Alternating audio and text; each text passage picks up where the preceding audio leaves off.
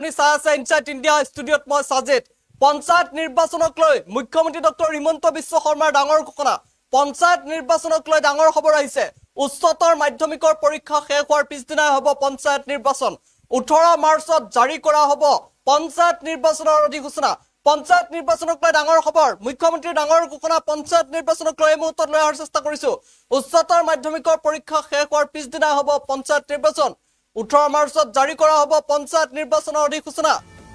আমি জনাই গৈছো এই মুহূৰ্তৰ কি খবৰ 18 মাৰ্চত জাৰি কৰা হ'ব পঞ্চায়ত নিৰ্বাচনৰ অধিসূচনা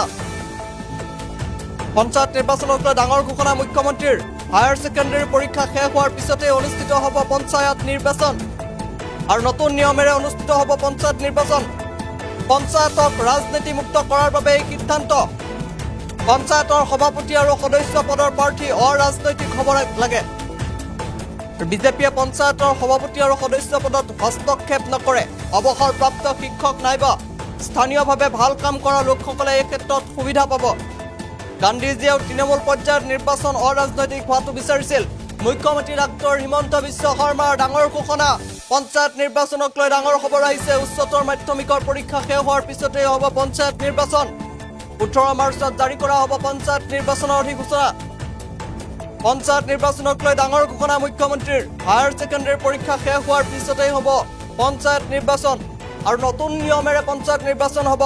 পঞ্চায়তক ৰাজনীতি মুক্ত কৰাৰ বাবে সিদ্ধান্ত লোৱা হৈছে পঞ্চায়তৰ সভাপতি আৰু সদস্য পদৰ প্ৰাৰ্থী অৰাজনৈতিক হ'ব লাগে বিজেপিয়ে পঞ্চায়তৰ সভাপতি আৰু সদস্য পদত হস্তক্ষেপ নকৰে অৱসৰপ্ৰাপ্ত শিক্ষক নাইবা স্থানীয়ভাৱে ভাল কাম কৰা লোকসকলে এই ক্ষেত্ৰত সুবিধা পাব গান্ধীজীয়ে তৃণমূল পৰ্যায়ত নিৰ্বাচন অৰাজনৈতিক হোৱাটো বিচাৰিছিল আৰু মুখ্যমন্ত্ৰী ডক্টৰ হিমন্ত বিশ্ব শৰ্মাই কৰিছে এই বৃহৎ ঘোষণা